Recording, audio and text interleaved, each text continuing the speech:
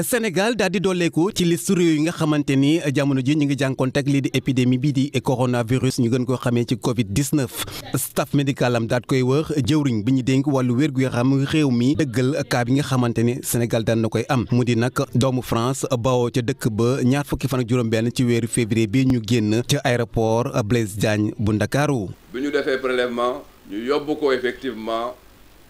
fu ñuy wax service des maladies infectieuses. pour mën ko fa téye le temps que résultat yi génn patient boobu nationalité française la mais mi ngi nekk Sénégal depuis ñaari at ak ñaari doomam ak soxnam dafa demoon dëkk France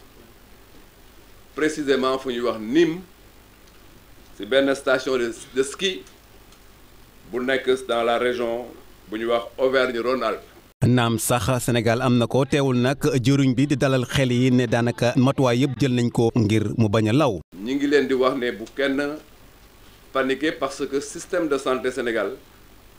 man ngeen ko wóolu ci stratégie bi xamante ne teg na ko en place pour circonscrire maladie bi. déjà li ñuy wax cas contact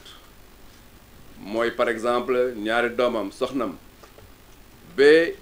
aar ñi xamante ne ñëpp yaakaar nañ ne war nañ leen mën a vérifier déclenché nañ ko. ñetti at gannaaw épidémie Ebola Sénégal nar a jànkonteel ak coronavirus bile mu di ab sas ci Abdoulaye Diouf Sarr te ñu jàpp ni mënta def lu yées nga xamante ni mooy Eva Marie Coll Seck moom mi tombé woon ak Ebola bi gannaaw jéego yu am solo yi nga xamante ni def na ko ci cas bi nga xamante nañ ko importé coronavirus bi doon it lu ñu gane si.